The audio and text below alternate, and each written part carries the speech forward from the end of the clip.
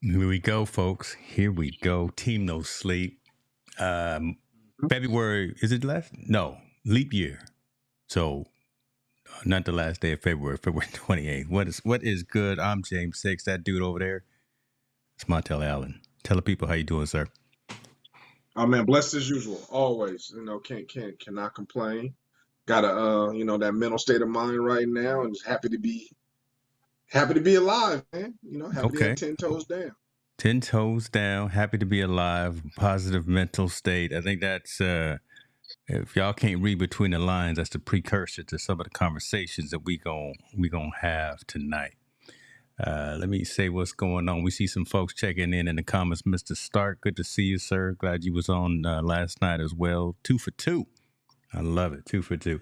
Listen, all right, let's go and get focused, man. Let's get into some of these things that's going on. David Hunt is in the building too. Listen, that man right there, he's got the wrench. So I think he got the wrench. Yeah. David Hunt made sure that the riffraff stays out. So we got to acknowledge him for sure. Um, lot of altercations happening in the world of sport. And altercations is a kind, nice way to say it. We got players fighting. We got fans fighting. We got fans coming on the field and on the court when players are fighting.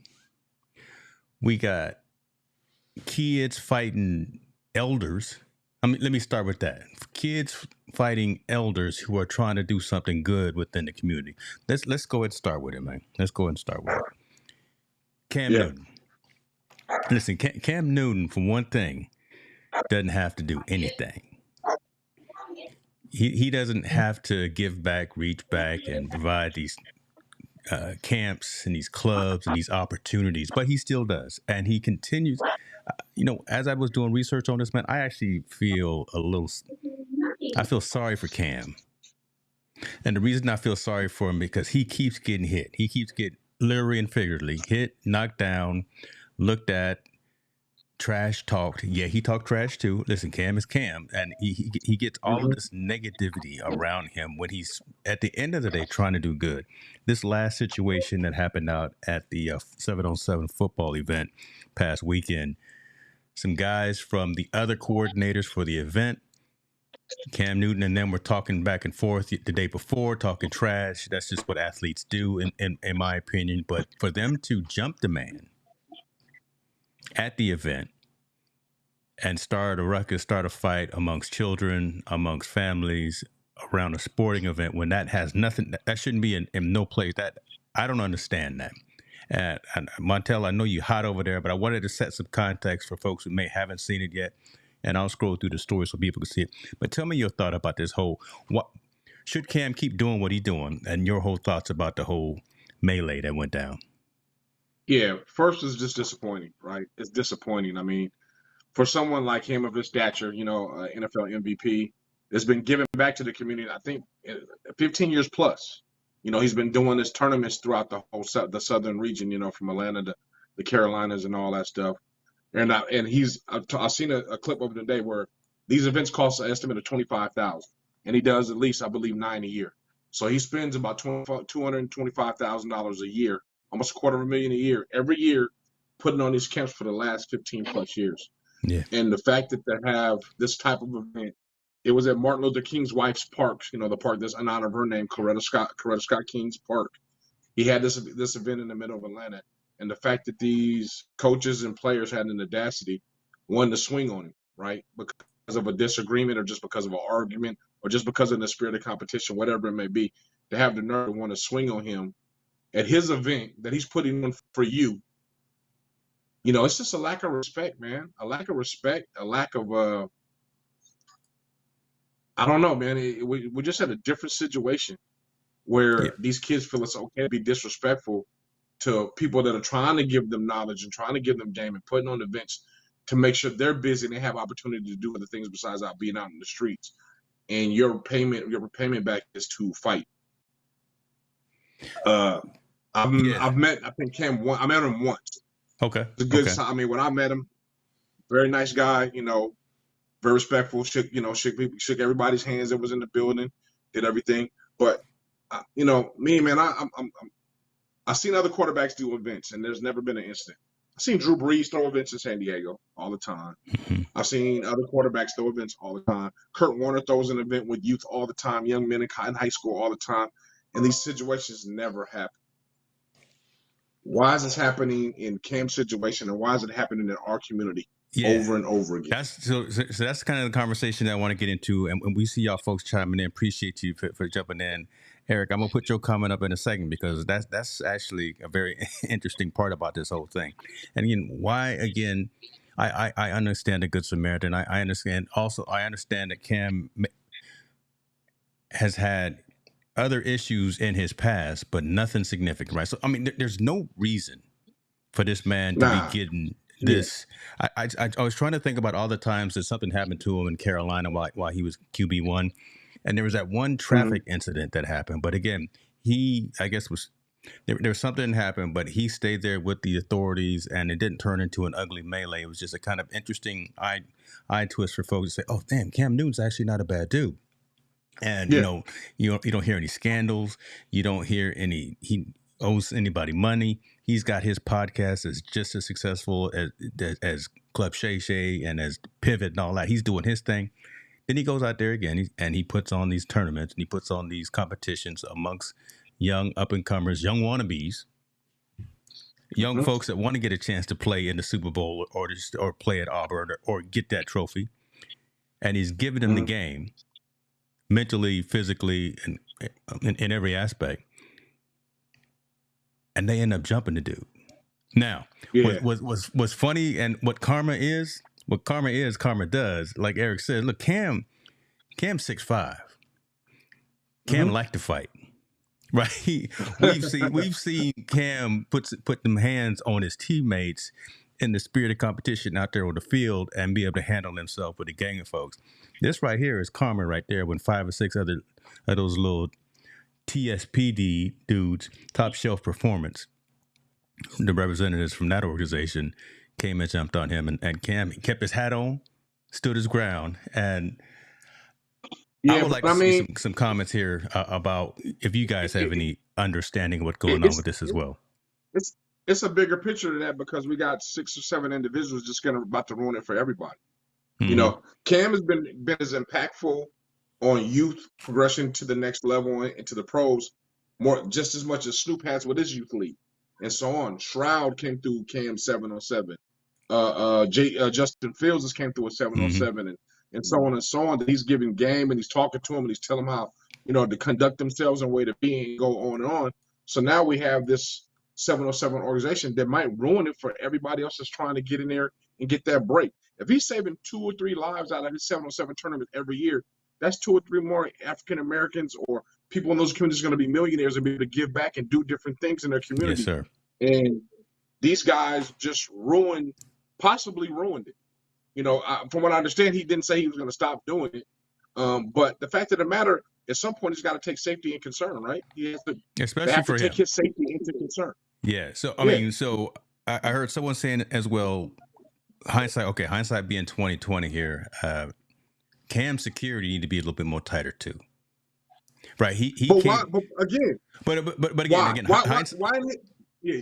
I know what you're saying, but I'm gonna let you go ahead. But I just want to say again, hindsight being 2020, someone like a Cam Newton can't just be walked around without some cats that are actively looking at him. We were at the Super Bowl. We saw T.O. We saw a couple of cats that again they weren't making moves without somebody actively making sure that they didn't get caught up into anything. I think Cam fits into that camp as well. Okay, go ahead. Well, to Cam's defense, though, something he's done for the past 14, 15 years without an incident ever, without having to have security ever. I'm comfortable in doing my own events and doing these things while all of a sudden now I have to have security, right? And I get what you're saying. I understand. At some point, you kind of got to figure it out and make sure you're always protected. But in his defense, I'm like, hey, I've been doing this for the longest. I've never had any incident, maybe a few jaw jacking back and forth, but that's been about it, and I'm okay with that. So the fact of the matter that they have to, they try to jump him and fight him. Not just the incident is the bad part, the part that you just took away the opportunity for the next camp. And you could now, even if he does have security, those kids can't touch Cam like they would be able to before. Right. There's They no, don't there's have no, the access, there's, right? He's opening yeah, up there's a all the wall now. access to him. Yeah.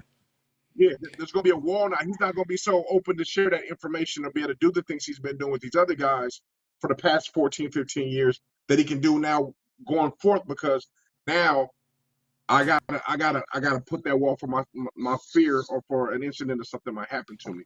I think it's sad, man. I think it's so sad that the term that we can't have nothing nice is now falling into this presence. We can't have nothing nice without tearing it up. We can't do nothing without somebody reacting like this. Those coaches, those kids, their parents, all are fault. All are at fault. And the kids, I'll pull a little bit later back. I think they probably was in the fight. I think they were fighting, but they were kind of defending their coach, right? Because the coach is the one who threw the first punch. Truth. Yeah. They can't. So they jumping in. They're like, that's my coach. That's the guy I've been with all these weeks. I don't care who it is I'm fighting. So I can kind of give them a little bit of leeway and a little bit of pass.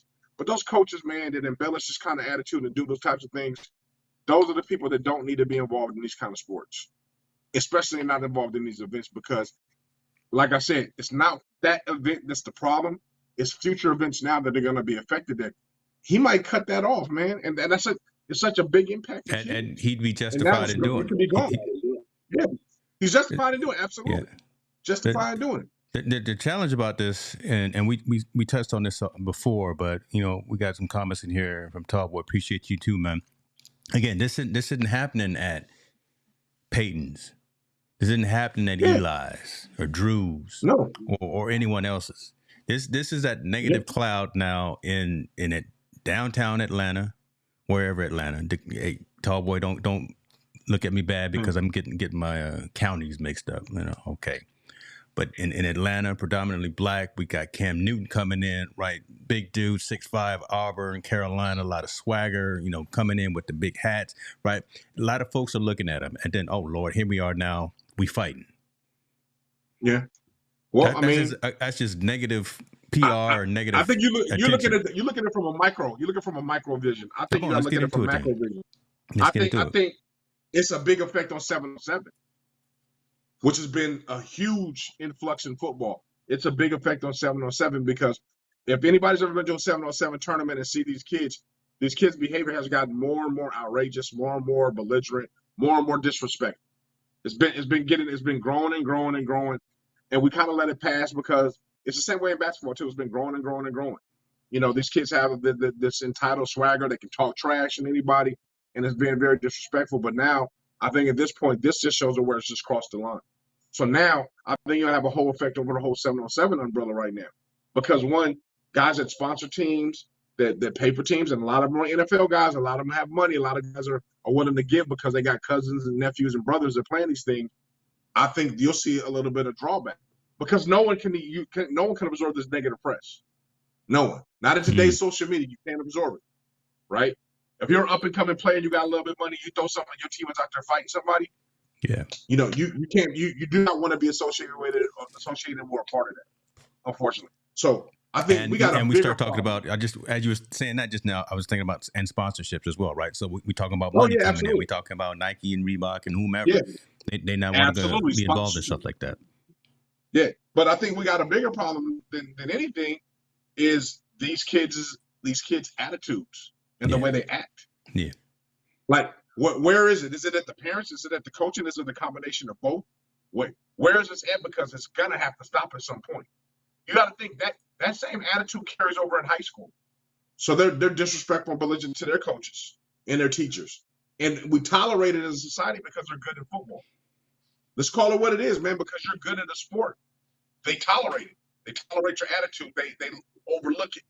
I think now this has just brought some shine to it that we can't start overlooking it, because they are at a point where they don't care about a person. They don't care about the sponsor of the event, nor somebody that's got accolades, trying to show them, how to behave and be that next person. Like, if anybody knows the names of those guys on that 7-on team, they already got a black ball asterisk by their name about That's true. That's true. Right. To be honest with you, they just spoiled the game in the bag for them and everyone else down the road. Yeah, it's not an end all be all. I think people, they'll still get recruited. But I'm saying there's going to be a star by your name. It is what Yeah. it is. You're going to be like, Yeah. oh, man, you're involved in that incident with Cam Newton. Now you got to explain yourself as a young man, what happened, and tell your story. It's just one more hurdle, man, we got to get over, man, just because of a coach. I don't know if he was jealous or what, but whatever Cam said to him or whatever the disagreement was, the best thing, you just could have just walked away. It ain't even that serious. It's a 7-on-7. Man, it's a free 7-on-7. Basically, it's an overzealous flag football game. That's what all it it was. is. That's all it is. That's all it is. And we gonna sit here, and now you're in the national spotlight fighting the man. And I don't care, in no situation you was gonna be held accountable wrong no matter what. Yeah. You're gonna be held around. But I mean, like I said, I think on the macro level, man, it's bigger than just that event. I think now it's gonna have to take a look back at these kids' attitudes and the way they act during these games, and the way they're presenting themselves, and the way the coaches are allowing them to present themselves. And I think hopefully there's gonna be some enforcement on it. And if not, I think we're going to continue to see this kind of behavior. But with that behavior, you're going to start to see events kind of just go away. That I don't think no one wants to tolerate that. No one wants to be getting in a fight. No one wants to be doing all that stuff, because we know what those lead to, right? That leads to even greater action. If it's going to be fist to fight, this time it's going to be a knife or a bottle. Then after that, it's going to lead to a gun. So it is what it is. With that, I mean, kind of like what Tallboy was saying as well. I think Cam's going to bring back more security, so they either go away or they start charging for them, and they raise the prices to where, I mean, regular folks can't afford it, right? Because again, I need to pay for the security. I need to pay for whatever. We're only going to do this broad daylight. We're not going to mess around. Whatever the case may be, we're going to start busing folks to other locations just to be out of areas where there could be some things jumping off. All of these intricacies, right? That again, these young cats that try to jump 6'5", Cam Newton, who again know how to put them hands on folks, and Cam stood strong and did like you say, he stood on business. But again, it's just an ugly conversation to have. I know he's going on some other shows in a couple of days to talk about it some more in detail, but he's been pretty quiet about it. But we will see from his side. I like kind of where we're going, but race is a factor. I hate to say, and I hate to. Well, we dabbled in it. So I mean, again, we dabbled in it. The Peyton thing, the Drew Brees, those types of quarterbacks, they don't have these issues.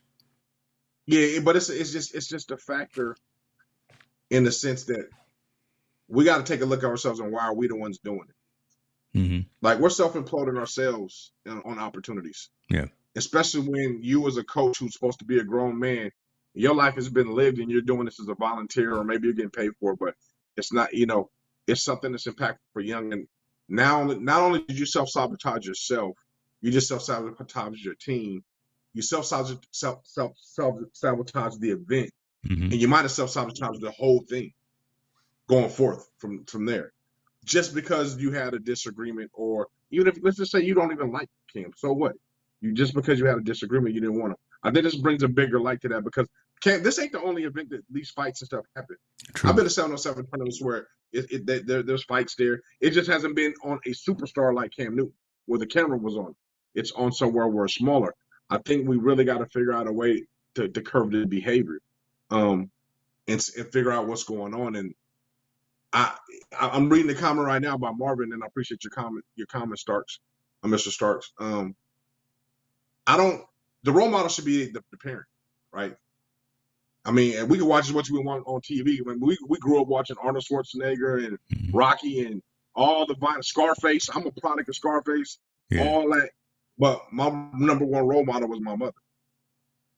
That's period. She's the one, this is how you're going to behave. This is how you're going to act, whatever. So before we start blaming it on stars and superstars, let's peel back that onion and start looking at parents. Start at home.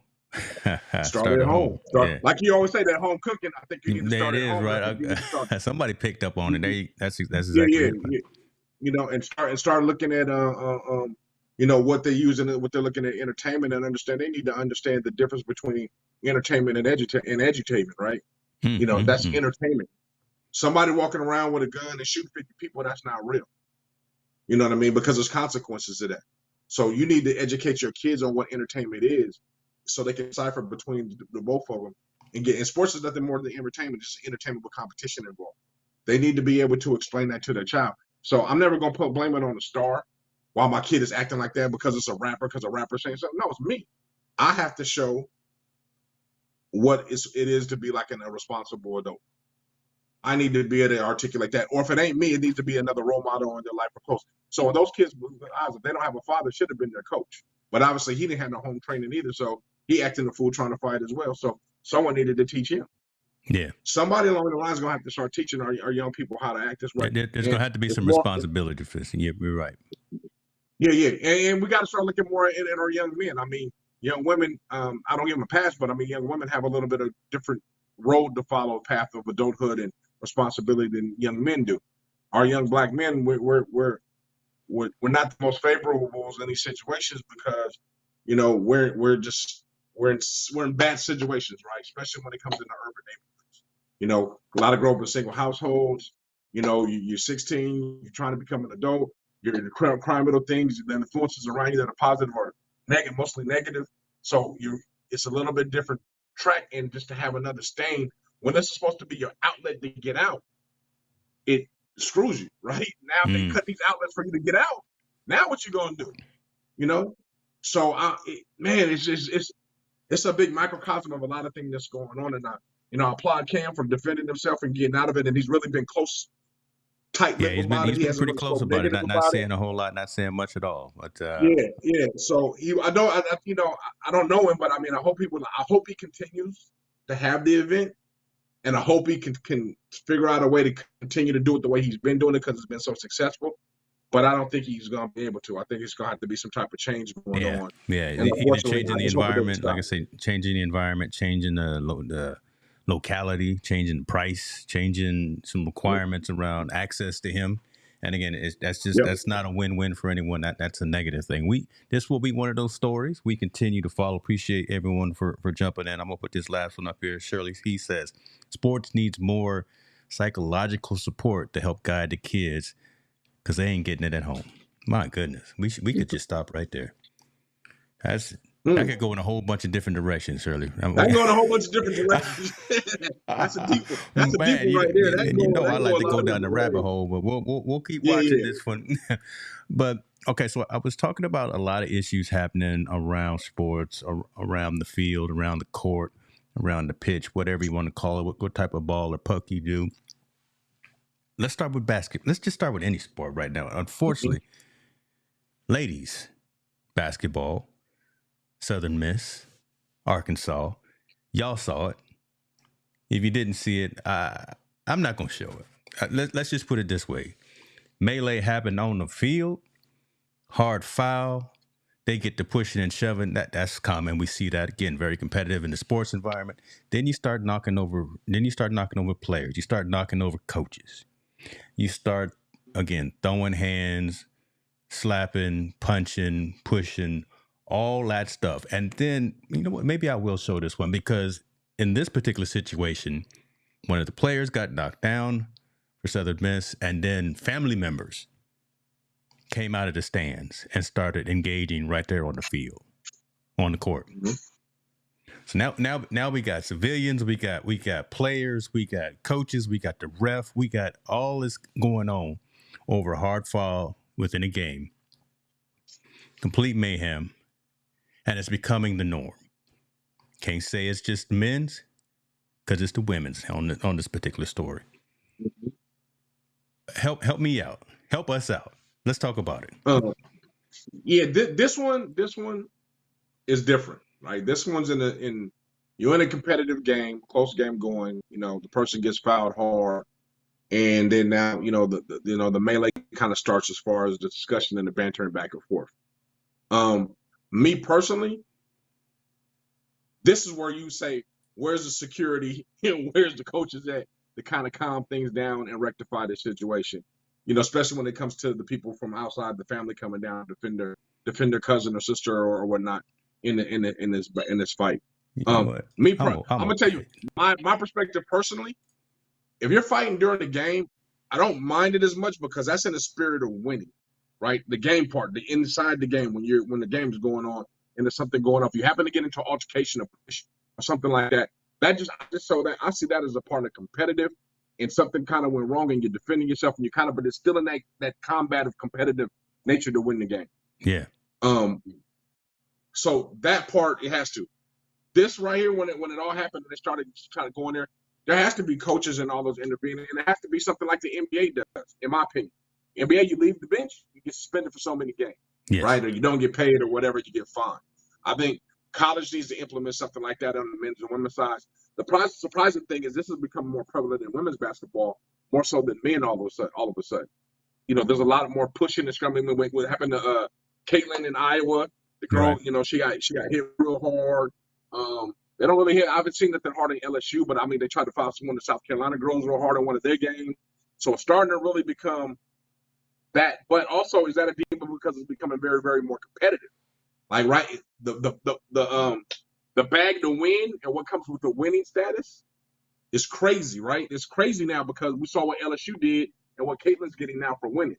Oh, Juju got fouled real hard too over at USC. Yes. Juju, Yeah. the young phenomenal Juju. Yeah. So she got fouled. So I'm saying, I think before, when there wasn't an emphasis on women's sport or women's basketball, you know, where it was like, okay, cool, this would be nothing.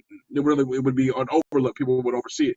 Now that the competitive natures came into it big time, and now that the money has came into women's basketball and what's on point, it's getting more and more competitive. And you got to remember, men been doing this for years, right? It's been a men's skirmish in basketball season all the time. But we've always known the stakes is very, very high. So you know that competition, especially when it comes to tournament time coming up, everybody amps it up a little bit more and it goes that way. Well, now we're seeing that in women's sports, in women's basketball. And it might have always been there. Maybe I've never seen it because we never paid attention until a couple of years ago, right? Yeah. But now we're paying attention, and now these things are starting to happen. Like, oh, smack. They're really starting to really get after it and go because they know what's at the end of the bag for that tournament. I think coaches are coaching harder. Players are playing harder. They're getting better and more superior athletes just playing in the game all of a sudden now. Everybody's in shape. The basketball IQ is much higher because they're starting to play when they're young all the way to that. Man, the game it's funny to see that game has changed and now that competitive spirit is going there. I don't condone the fighting, obviously. I don't condone somebody coming from the stands. But I think you got to think where you're at Arkansas Southern Miss, there probably wasn't a lot of people there that expect anything to happen. So I think security was light. I think that'll be prevented from now on.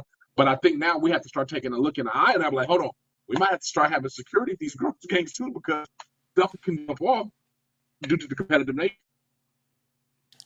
You almost sound like an answer that I would give. You know, riding that PC line right there. Because here's where I'm going, and this is why I say that. I say that in all due respect, though, brother.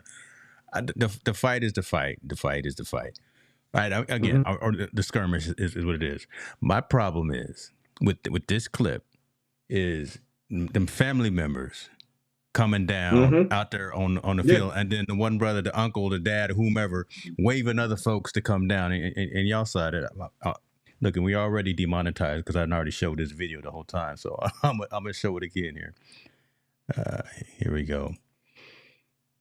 Brother coming up there in the yellow, right? Waving folks to come down, and the fact that nobody came to intervene with these external folks. That's what I'm saying. Security, right? Nobody came down to help that out and to stop them from coming down. And now they fight. And now the family members fighting the coach or one of the players. Yep. Come on. I agree. Come on. But I think that's security needs to be there to offhand that. I really think that should be a security issue. I'm gonna tell you right now how I would combat it. I think they were playing at Southern Miss. Since Southern Miss didn't have the accurate security, I think they should be fine. As a school, you should be fine for that incident to happen. Yeah. But you should have been better prepared for that. Yeah. So as a school, you're going to be fine. You're part of NCAA. You making money. You're on TV. So you got a little bit of cheddar on there. You should be fine for not having security to make sure you're insured. And that's your first infraction. Your second infraction is you're going to be really heavily fined. Your third infraction, you're going to forfeit the game off the rip. So I think if you put things in play to do that, you'll curb that and you'll have the right proper security or authorities that are around, so that won't happen again. I agree with you. The family should have never came down or shouldn't have got in it. But also, being as a family member, how people want to defend their daughter and all that stuff. So I kind of get the psyche of both. Whether I agree, whether you agree. There's a weird paradox, right? Because it's kind of what would you do if you. I've always thought about this with my kids when they were playing sports. And I'm like, if they got hurt and they got into an altercation, would I run out there on the field or something and try to do the daddy moment and all Well, that? if they're losing the altercation, you really like what the Right? fuck? Yeah. See, again, so it's like the old Eddie Murphy joke. I understand. I understand. Yeah, yeah, yeah. But come on, at this juncture, there's got to be some restraint, and you got to let. I, so And you I can don't tell me. know. It So you don't even gonna tell sound me? right coming out my Wait, mouth. wait. I'm just gonna So stop. you gonna tell me you're gonna be restrained if you see a 6'4" girl that's having Yeah, your girl beating your daughter down? She's on top yeah, of your daughter, beating your daughter down, and you right there. You're in yeah, a situation you could possibly help her, but she's already on the ground. She's fighting. What are you gonna do? I can yeah. see it from a parent standpoint why I wanted to go defend. I do. I completely understand. But the restraint me when I don't have the restraint, there should have been security to help me restrain myself Yes, while they got that situation under that is true. control. That is true. So that's a real problem. Because Yes. it's probably, like you said, it's probably happened before, but now again in this era of everybody's got a camera, everybody can stream, everyone can post, and everyone can see it immediately. We're seeing it more and more. We're reading about it more and Mm-hmm. more.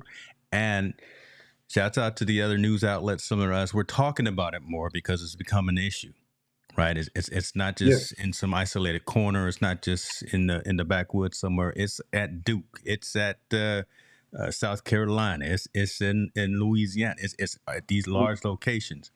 Another challenge that I have, and that I think we need to talk about, kind of related, kind of not related. Again, it's just overall security for everyone in the building, Mm-hmm. right?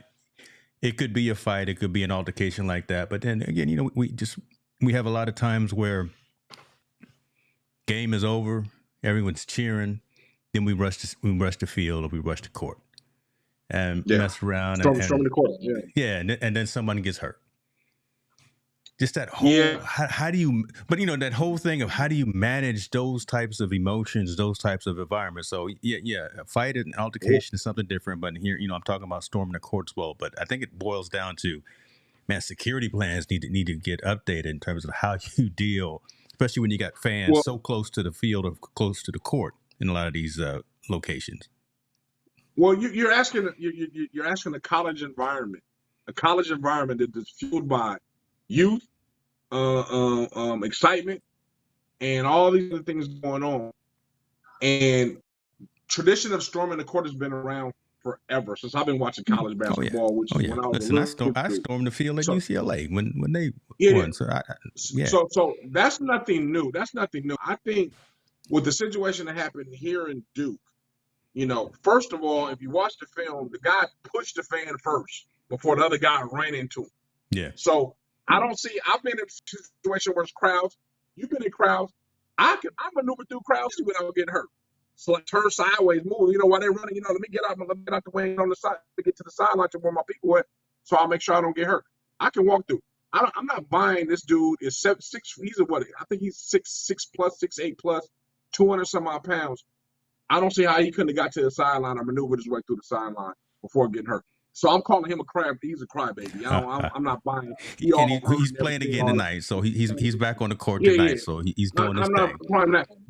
But I do believe in storming the court because same thing that happened to Caitlin over in Iowa when that lady, that Exactly, girl that's what I came was in going and to say bumped about her that. Yeah, purposely. That looked almost like purposely she ran into her like that. There has to be something around. And I believe if NCAA is going to do something or do anything, now I think it has to become a defined game, right? Or I heard somebody suggest like they got to tell the fans give a few seconds before you storm the court to let other players get off the court before you start running on. I mean, they got to kind of come up with some kind of idea.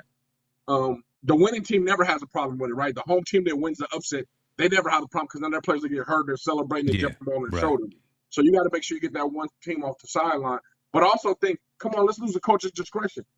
Come on, there's 3 seconds left. You lost the game, and you got one last thing, and someone heaves the ball. All right, you should be telling the coach, let's get out of here, let's go, because they're going to storm. You should know as a coach being in that environment for so long, hey, let's get these kids off the court so we can get them out of here so nobody gets hurt. And you as a head coach need to be accountable for your players and get them off there real fast. I don't believe in stopping it. You can't, man. I mean, no, you can't stop it. There's producing that. But I do believe there's other ways you can kind of curb it, right? You can curb the situation, how it's going to go. And the security issue is if someone does get hurt, right? So The dude was trying to play. Like I said, he was crying wolf. I think if somebody does get hurt, but I mean, this has been happening for what 30 plus years, storming the court, and we've never had any incidents at all. I've never heard no one getting physically really hurt really bad or any situation maybe bumped like Caitlin does, but never really no really bad situations that have happened to doing this. So all of a sudden, in a college environment, which is a pretty good safe setting, why are we all of a sudden going to curb this enthusiasm of our crowd, right? Oh, Especially if you're like a Duke or one of come those. on. Like, Yeah.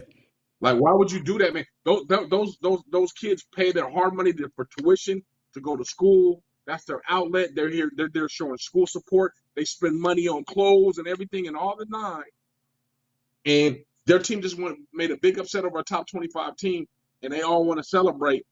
I just think they gotta figure out a better way to kind of get those guys off the court. Maybe you do like you do Nick Saban and them after a big game where the security guys are around them and put a wall around them. Everybody. Yes, that's what you do. Yeah. You protect Once you put a wall, protect the innocent. a wall that's an alleyway, so the players can run through that real quick while you get the opposing team off the court real fast. I mean, there's all certain things you can do and tactics they can handle. You've been in security before, or you know somebody who's been professional security before.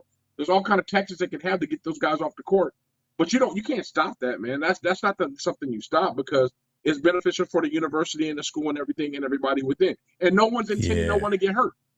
It's nothing like that. So I'm not for changing that at all. I think they just got to figure out a way to kind of.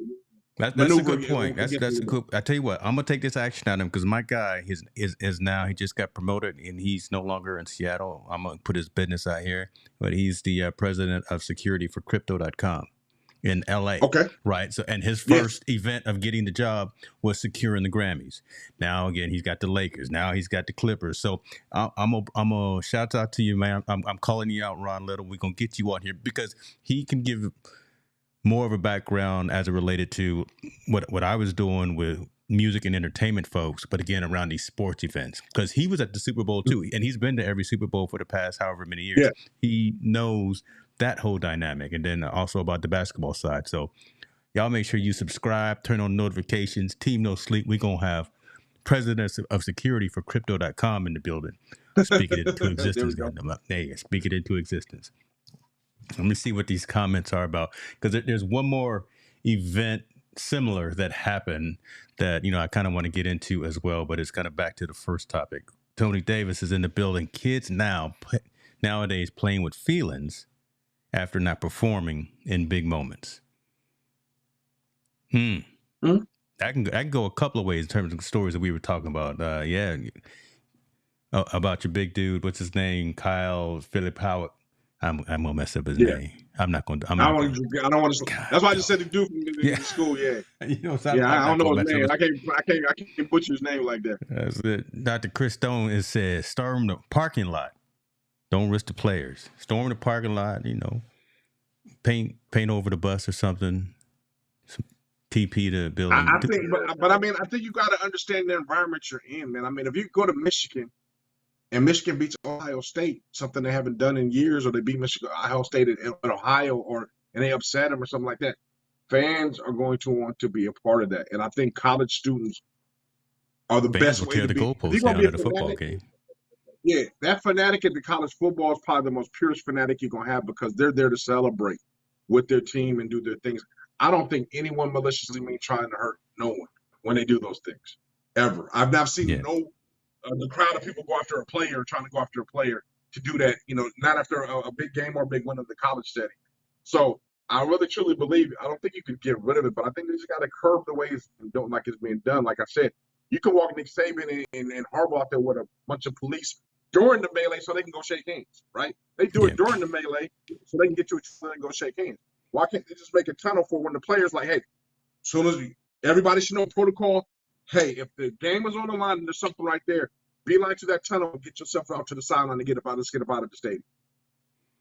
Well, I don't understand how that's such a hard security to have. Yeah. Like why can't they do a protocol before and let the players know, hey, this is a situation that happens. This is what you need to look for to get out of here. I know that happens. That is a good point. So here again, we're chiming in about the same thing. So we started out talking about Cam Newton's event and the fact that there was an incident there. Then we went into the women's basketball, unfortunate altercation, storming the court. Now can't leave the fellas out. The fellas out here, Texas Tech and Texas. So again, we being very transparent and open. It's not just the ladies, it's not just the dudes. It's both sides, and it's both sides of the conversation here. Hard foul. They got trying to score when the game is already over, and then you got fans throwing bottles and throwing stuff onto the court. Back to the security. See, that issue. I don't agree with. Back to the security. But that part, that part I don't agree with at all. You throwing that's deliberately putting yourself in a situation to hurt a player, throwing a bottle or throwing something wet on the floor or throwing stuff at them at all during the game. I think that's at the point where you need to roll it back and like, hold on, this is just a game. First of all, because you disagree with a call or an action, don't give you the right. You can scream and yell all you want, but to put somebody in harm's way to throw stuff at them, again, security issue, they need to be out and need to be banned from not being able to attend anymore because they don't know how to control themselves. I think those things need to kind of really be looked at and be done by the school security and school events. I don't let the schools off, man, because they're making millions and millions and millions of dollars off these games. So it's not an NCAA issue. It's the school's issue. The school needs to you paid me to come play you in your event in your stadium. You need to make sure you protect my players, and you need to make sure you protect them to a certain extent. If you guys win us an upset and you're still on the court, okay, I figured out we got to get ourselves out there. If somebody's throwing stuff that's not, I'm holding you liable as that person to be able to protect us and protect my players. And one as a player, you should be able to protect me in my future. So if someone's throwing something, that needs to be an issue to address straight by the thing. Just like they do in the NBA, you throw something, stop the game, everything stops, pause. We're going to find out who did it, and they're going to get up out of here, and we're going to clean it up, and that's never going to happen again. So those are just security things that need to be put in place around some of these players, some of these places and all that stuff. That's just not fair. Yeah. Tony Davis saying, I thought they got rid of bottles in college arenas. At least I know they did as well in California colleges, but apparently, and it may have been something someone brought in. Man, we don't know what they got in Texas. Yeah, Texas, right. Look, they might have 40. They might have 40-ounce bottles. Right. I've seen some students sneak some stuff in, and I'm like, okay, how y'all doing that? But again, they probably bought it in themselves. So I don't know. I think Cheryl, there's your question right there. How much are they paying security? Obviously not enough. And there's not enough if these incidents are happening and not paying them enough. So that needs to be increased in their budget when it comes to when their athletic department needs to come out and doing their thing. They need to say, we got to increase budgets for security. And we got to look at it's got to be the big boys of these things are happening to these events. Southern Miss and Arkansas. Arkansas's in the SEC. They got money. Texas and Auburn are in the Big Ten. Major money. Major contract money and all that. Anybody in the West Coast in the Pac-12 and all them got major money. Maybe smaller schools, it might be a little more difficult, but these big schools, they got more than enough money to go around to be able to fund security and fund the right security for all the athletes to walk around and participate in events. So whatever it is, it ain't enough, and they need to put more into it. I just had a weird deja vu moment because I think and I know we have talked about this topic before. And literally, I think that same question came up about how much are they paying security at a venue, whatever. And I don't know. I just had a weird deja vu moment that, we talked about this, and I'm getting tired of talking about these same type of stories. But we got to talk about them. Someone's got to talk about them. All right, man. Listen, I see y'all over there on Twitter. Come on now. If you want to, you can leave comments there. We have the technology. I know we living on YouTube. I see folks coming in on Facebook as well, but shouts out to Twitter. Don't be afraid to leave a comment out there. We love y'all too. Man, it ain't Twitter, it's X. Man, listen, I will never I will never do that. I'm gonna be an old school Jack Dorsey guy, and I'm gonna keep calling it Twitter as long as I can. I hear you. Where you want to go? You want to talk about Tyreek? Yeah, or you want to talk about Nike? No. I wanted to talk about, to be honest with you, with the shout out to the University of Antelope Valley. Unfortunately, their school just closed down due to financial issues. I believe the men's and women's basketball team qualified for the NIL tournament, but since the school's closed down, they can't go, right? So that's sad. And it's crazy to me for something that has bricks and mortars in the university to close down. And many of you always talked about, why is there no HBCUs on the West Coast, right? Why is it not that avenue here? And we have an opportunity where the bricks and mortar are already built for someone to come in and save that school and save that opportunity and create a whole new environment without having to reinvent the wheel from the ground up. I would hope entertainers and people like Snoop, and who's done a tremendous job in the community and doing things, and E40, another entertainer that's been doing tremendous things in the community. I think they always talk about leaving legacy and doing things and doing the right thing. I would think this would be a grand opportunity for all those guys to get together and put something together to have a university and make it an HBCU university on the West Coast. I mean, we have such a rich engagement and a rich history of African American history in California. It would be nice to have the very first experience in black college experience on the West Coast. So it's disheartening that they had to close. I wish there was somebody to be able to salvage it. Well, not only for the current students that got to get into it, but making a different experience in a different environment for kids to be able to go to school. Right. And us have that here on the West Coast. It's a shame that if we want that experience, we got to go either back all the way back east or down south. And we got to admit it. They don't treat us the same as they treat their own down south. It's just because we're from a different region and we do things differently. Yeah. And we're the only region that doesn't have a HBCU. The Midwest has is still mind blowing to me, to be honest with you. Again, growing up primarily on the East Coast, that's still mind blowing to me. But yeah, the South has it, and the fact of the matter that it's already been done and created, so you can take a blueprint from what they have. You don't have to build the brick and mortar no more, where it's very expensive. Now you just take the concept and switch it off. And what is having so many millionaires that are self-made millionaires in the entertainment and sports industry, in other realms of business? Why can't we build our own and have one of our own?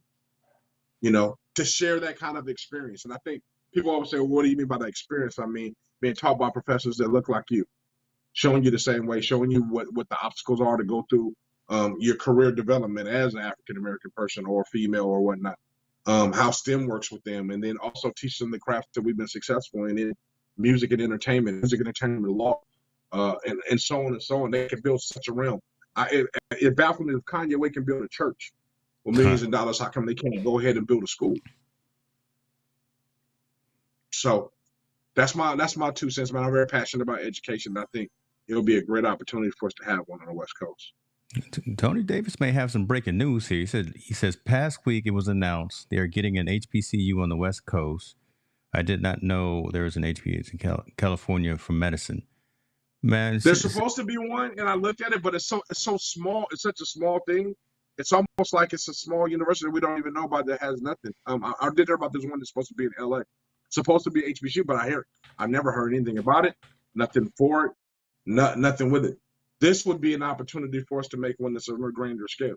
I think if it was a university in Antelope Valley, that could be changed and converted to that. So I hope, James, you tag E40, you tag Snoop and all them on this thing, that hopefully they can come together and get that going. Because it would be great. It would be great to have something like that on the West Coast, and to be able to develop it. It doesn't have to be the biggest college on the first. You just smallly and start to develop it more and more. And I think when you have such star power and those guys behind it, it's an easy win. And we got to think about it. They don't have to use their own money. If Snoop and them throw a benefit concert just to fund the rest of the school, whatever they got to fund, they can throw a superstar concert and everybody can donate their 40-minute set for whatever the ticket sells to go to the school. It would behoove me that I think Little Wayne would donate 40 minutes of his set to come perform in front of people and let the money go towards the school. I think Jay-Z would do it. Who lives in California, and all these millionaires, they would be able to do something that's very, very special. And I think that they can leverage off their business as well. Restaurants that they own, they can put those into the school. There's just a lot that can be done. They can build that little microcosm to something very, very special as a HBCU. I love that. And everything's recorded. And I just put a marker. So 40, Bimmy, shouts out to Snoop, Dre, all of them. Yeah, Bimmy, everybody that we've had contact with is going to get tagged in a piece of content. Shouts out to the community here talking about Charles R. Drew University and their School of Medicine here on the West Coast. There we go, right there. That's what's up right there. I will make sure if anyone is looking to go into the medical field, looking for a diverse bit of instruction, diverse bit of faculty, be in that kind of environment, and you got the smarts to be a doctor, I'm gonna put it in the description so you can send your folks to that and help out with that. Absolutely. 71% of CDU faculty are from communities of color. Awesome. 80% plus of CDU students are from communities of color. Man, I'm gonna have to learn medicine, man. I'm gonna have to come up. Yeah, but we need to have that not only in medicine, we need to have it in engineering, we need to have it in sociology, psychology. We need That's to have dope. it in all realms of law. Every aspect of learning, we should have it. But I shout out to Charles R. Drew University, man, for that being around and alive and doing it. I just think we need to also expand that onto a bigger scale, for more universities, especially for us here on the West Coast. Man, that's real dope. Okay, see, I like that. I'm glad you wanted to have that conversation. Yeah, I feel better. It's been an interesting week. Got me drinking Dutch Brothers right out of the cup. This is not normally my drink of choice. I must be off. So, where we going? I'm also a little off base because back to men's basketball, and this has nothing to do with anything, but Oregon State is playing Oregon University right now, or later on tonight. Who? The Ducks are playing the Beavers, men's basketball. Oh, Battle of the State. Yeah, Battle of the State. Okay, I got you. Yeah, but I don't like this. I don't like this probability window, and this is bothering me right here. 91% chance or odds of the Ducks beat the All Beavers. that means if you bet on Oregon State, you're gonna come up. That's all that means. Boy, listen, don't let me hit these numbers. Don't let me mess around and buy Isaiah whatever kind of car he wants for next year. Don't. Yeah. So half of my mind is over here watching this as that number doesn't move as fast as I wanted to. But let's talk about this. How long we been going? We almost an hour. I want to end on a pretty good note and a pretty interesting note. I said I want to talk about Nike, and it's not really about Nike. It's not really about Nike, but it kind of is. It's about young McKenna Whitman. She's 13 years old, knows how to kick the soccer ball with her left foot and score, knows how to kick the ball with her right foot and score. And that's what got pro teams and brands and Nike looking at her and saying, man, hold on, she's 13 years old and she ambidextrous like that and can do the thing. Youngest person to have an NIL deal. Yes. She's got her own shoe with Nike. She's 13 years old. Bruh. Come on now. When you making moves like that at 13 years old, I can't be mad at you. When you started from here and now you up there with the Kobe's and the Jordans and the Jameses, who else is a Nike athlete, right? And you're only 13 years old. Yeah. I mean, she's with the Serenas and all them, and I think she's groundbreaking because I think she's in the right field, right lane, because I think women's soccer is going to blow up in the United States bigger than men's in the United States. With Rodman already there making noise, the women's USA team is supposed to be very good coming in next year, and then you have this young lady right now who's a phenom at the age of 13. I think it's only right to align herself with Nike and doing what she's doing. And I think we're going to see more of these things as we see more phenoms younger. Remember, we got it already in the high school realm. She's just the first one to do it in the junior high realm.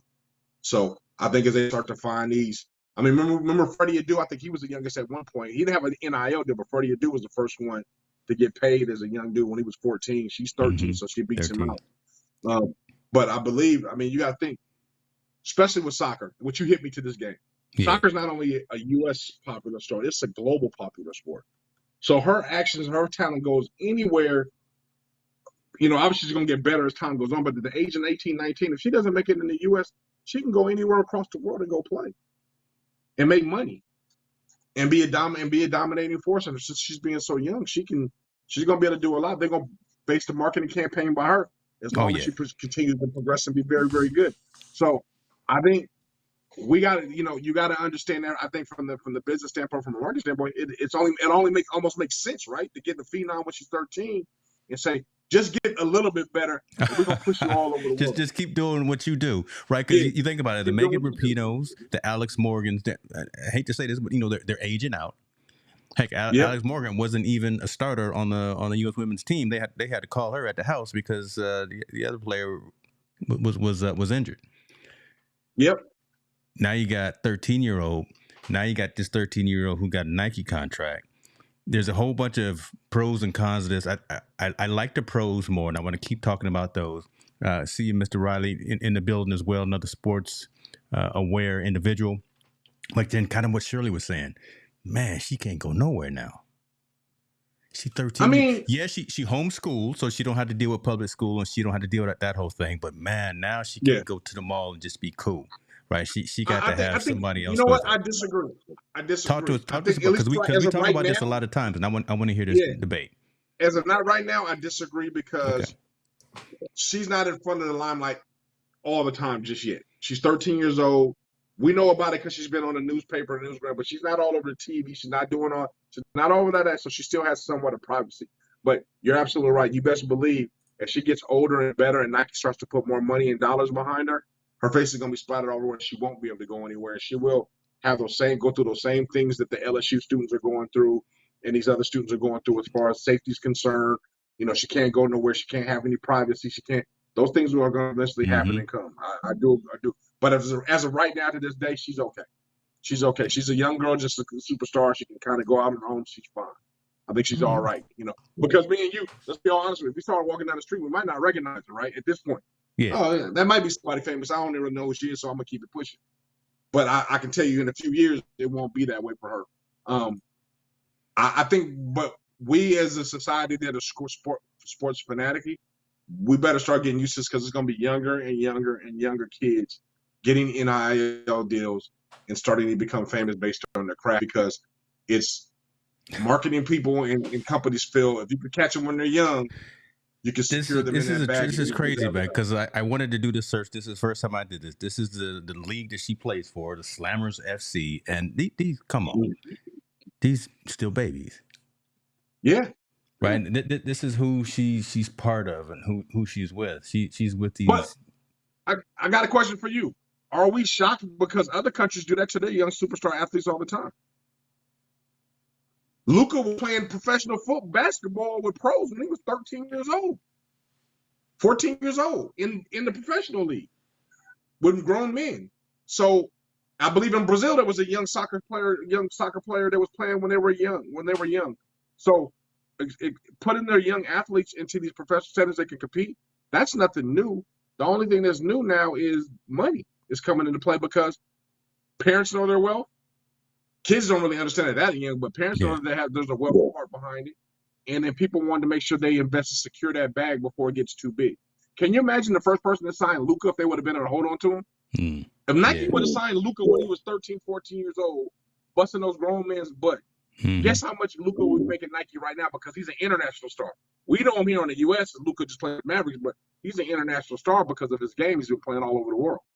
So I think this is nothing new as grasping young athletes. I just think now the money's there. And the fact that now they publish it all the time, right? They put it in the press for people to be targets and to be in these situations. Me personally, if you're under the age of 13 or at least 16, they should have never put a picture out there. They should just said her name and kept it cat. That's where I'm feeling right there, right? I got a little hesitant to put the teams out there because, again, now, not thinking bad, not thinking negative, and obviously thinking about the best, but come on, there's got to be some barrier around 10, 11, 12, 13-year-old, and couldn't there just be like an image or a likeness or a name, image, and likeness as opposed to a young girl? Yeah, but the image, it should be name and likeness. The image need to kind of go away or go in the background a little bit until she gets a little bit older. Yes, sir. In my opinion, just because you just got sickos out there, man. Let's just be real. You got sickos out there, and you got people that just have ill intentions towards people, period, and especially kids sometimes. So I don't think the image should be out there, or you should publicize the image so much. I think it should be more like you just do the name and the likeness and kind of carry that part along until she's at least 15. I would say 15 to 16, where they can kind of understand what's going on a little bit more. Parents have a little bit of time to kind of prepare for what's about to happen, right? Prepare for what's about to happen in that her situation. NIL money in a trust too, right? So that can't nobody I really touch it, third party. So we talk about that a lot. I told you, I think it should all be in the trust for. I don't think kids that age are equipped to be able to handle that kind of money. I just don't think they are. Not saying you shouldn't get some of it, but you don't need to get all of them right now. I think you need to be able to put it away. And I think us as athletes, and especially us as minority people, where we're not financially savvy, educated, especially traditionally in a lot of our parents, we need to be able to figure out. They need to be able to educate us along in the process and put that money away and show us how beneficial it will be into the long run. And I have who I was speaking with, Allen Iverson, because he could tell you all of it. Hey man, I blew it all, and I'm gonna tell you that's wrong. And I'm so glad I put some money away.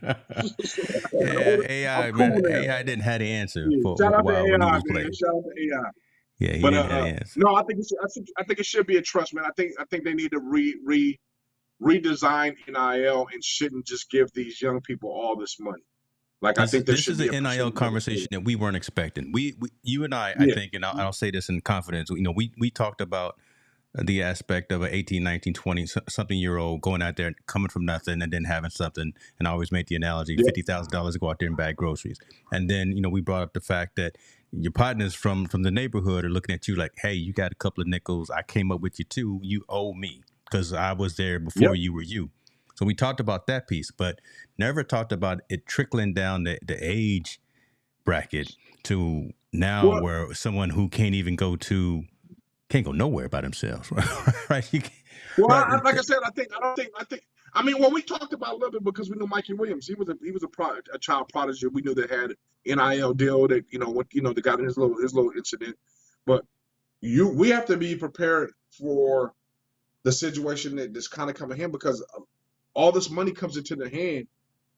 They're not. I don't think their brain is developed enough how to deal with that situation and what comes along with all that. There's a lot of when you have a lot of money, there's a lot of responsibility. Period. I think people don't understand that. When you With have a money lot of comes money, there's a lot of responsibility. responsibility. And with all those responsibilities, there is always someone with their hand out, someone trying to get something. Someone's always trying to take advantage of you or take something from you that either earned it or didn't earn it. But somebody's always got their hand out to try to do something. You have to be able to manage and maneuver between all that. I don't think a kid that is 17, 16, 17, well, actually now 13, 14, 15, 16, 17, 18 is capable of doing that. There's some exceptions to the rule, don't get me wrong, but far and few are able to. There's far and few people that are 50 years old that can handle having a lot of money. Yeah. They don't even know how to deal with money. We see it all the time. Person won lottery, now they broke. 10 years later. So you're expecting someone that sees all these things, these lights, bells, and whistles, of never had anything. Now all of a sudden they got enough they think they can afford it all, and think they can be able to manage that. That's going to sustain them for a lifetime. I think we're just fooling ourselves. But I intentionally also always told you, the NCAA or people that are the NIL in the professional sports do that on purpose. They don't educate. They provide avenues to say, hey, you go get yourself educated, but they don't force the education on these people to be able to manage their money and manage their wealth for a long period of time. Pandora's box, brother. Pandora's box. My God. All right. We'll see what's going on. Ask for the community to chime in. Shirley's been chiming in and saying, well, first of all, we appreciate you, Shirley, for your votes of confidence in us having this conversation, because no one's going as deep into these weeds about this, and that's really a shame.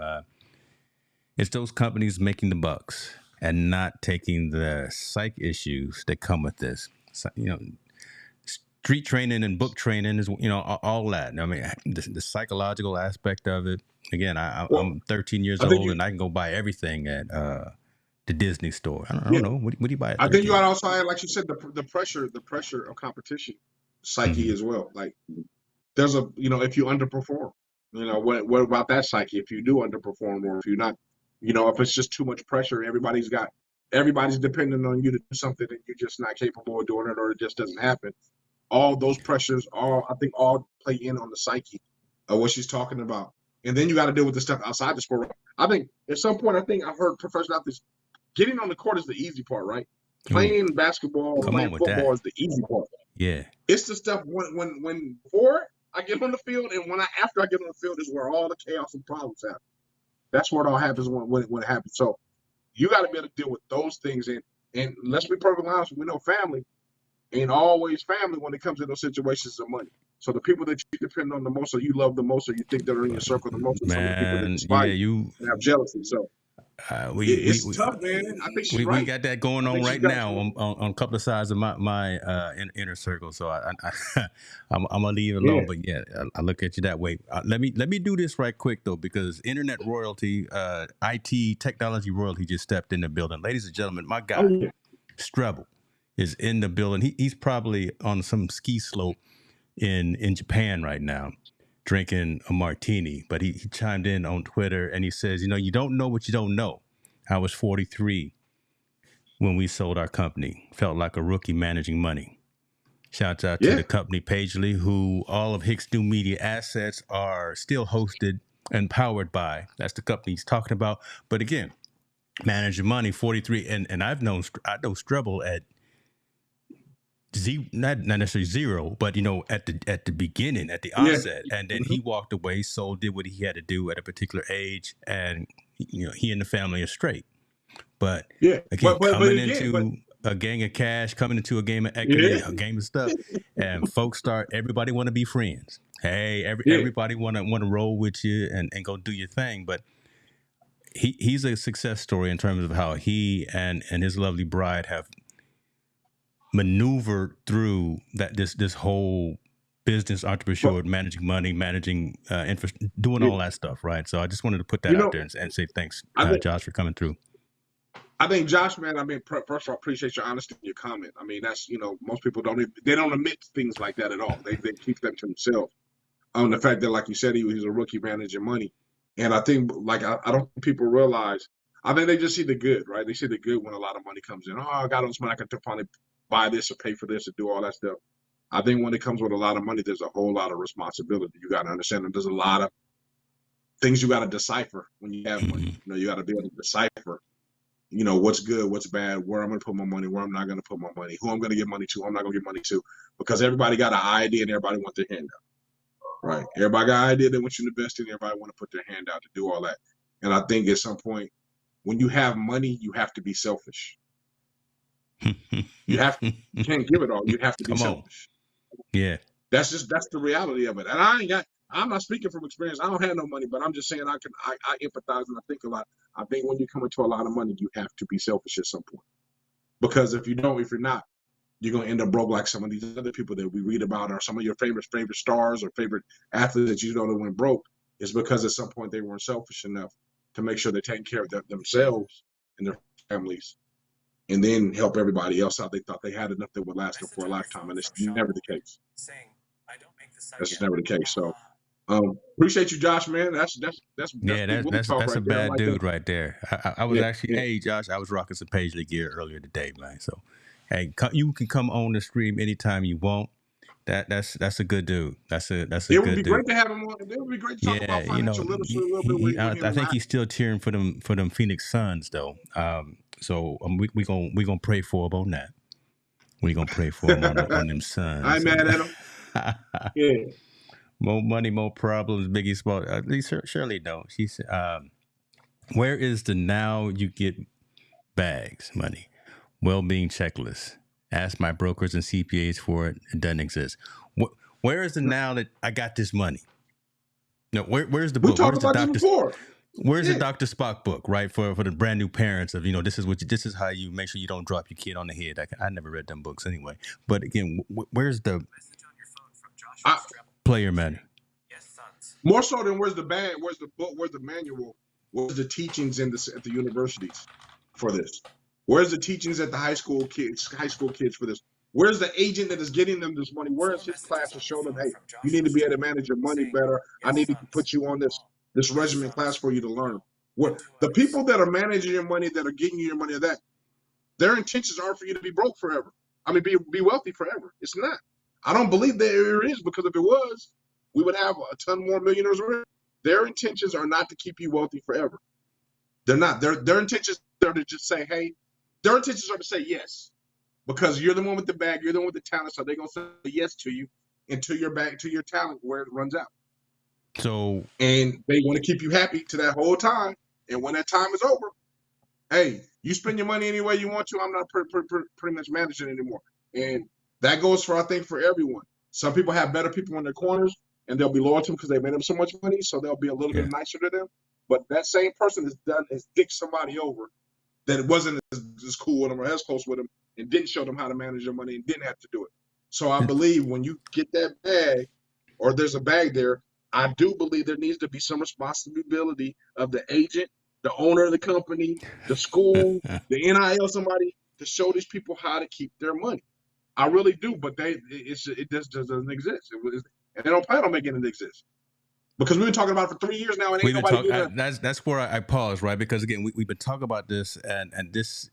So y'all see where we come in full circle. Yeah, the initial story tonight was a 13-year-old who's got an NIL deal. We talked about NIL the night before it was the portal opened. We talked about it again, all the pros and many of the cons of the whole aspect of this. There's so many things that, at least from the outsider looking in, were not put in place to help these young athletes who, one, are still students, and they need to be focused on that, focus on a grade, focus on doing that and becoming quality people. But again, now you put them in different tax brackets. Now you put them around different folks. Now you got them going out there dressing up, signing autographs, bagging groceries, doing whatever. And a lot of them not used to that.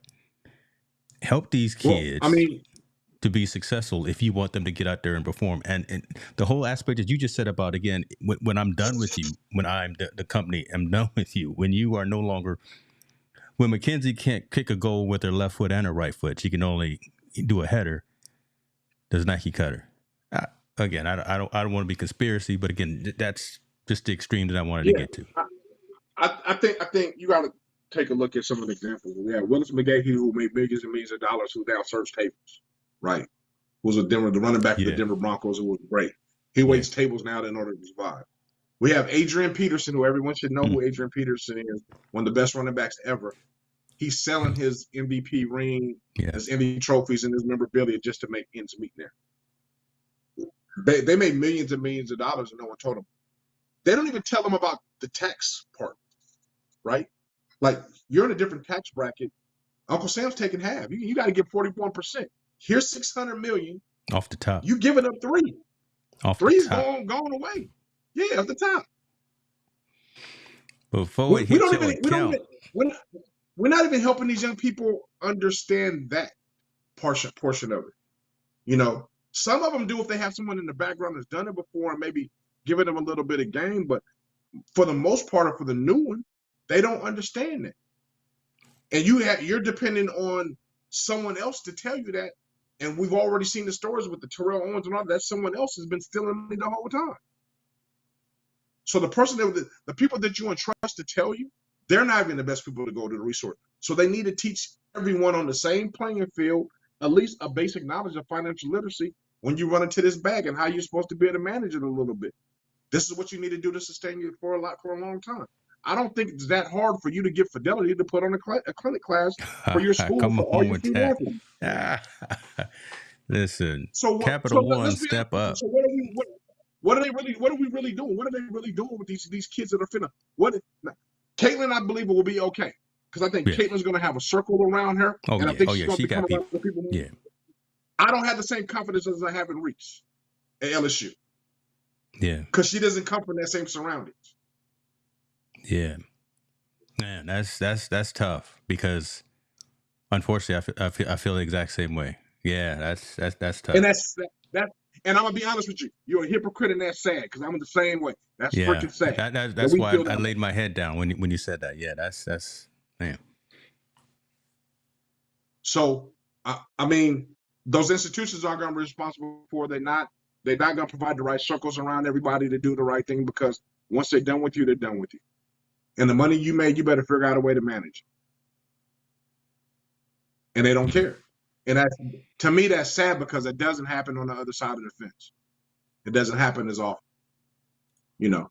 So I believe, I would hope someone would step up and kind to make sure they're A-okay, make sure they get to understand it, keep hammering. The same way you're hammering that playbook into their head, you need to hammer into them, this is what you need to do. I've already told you, kids that are in college right now at the Division I level, they should all have to take a certified literacy class, financial literacy class, every year that they're there.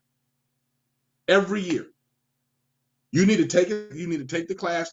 And you don't get on the field until you pass that, until you get your certification in all sports. And now since it's trickling down into high schools, if you're in high school, you and your parents need to take a financial literacy class on how to manage money, or they're not getting that money until they pass it or do whatever. And even in junior high school with Miss Woodland, you need to take a financial literacy certification before you don't have to be a class, but a certification for you to go in and go and take on. At least you know you have some type of basis, right? You need that. Yeah, I completely agree with that you need that, man. That we gonna watch this one. She gonna outlive me though. So like she only 13 and getting that Nike bag, you know. So no, but I mean she gonna get it. But what happens when an urban basketball kid that's in the heart of New York City that's 13 years old, that's a phenom, he gets it? Do you have the same confidence that I'm just gonna be able to last him a lifetime at the age of 13 for his lifetime that you're doing this little girl, Miss Woodman? And I'm gonna say, and I'm gonna call it elephant in the room. Race is an issue, so don't get me twisted. Race is a problem. Your economic status is a problem. There's issues there because there's a disparity around us. Everything, things that you're surrounded by. Yeah, I agree with you on that. There's a disparity. So I'm not going tiptoe around. There's not a race card that's played in there, or a race is not involved in it.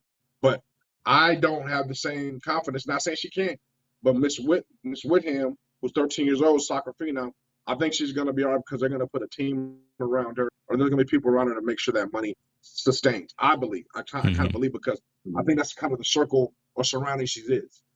They don't provide that. They don't provide that same circle for that inner city kid that's in New York.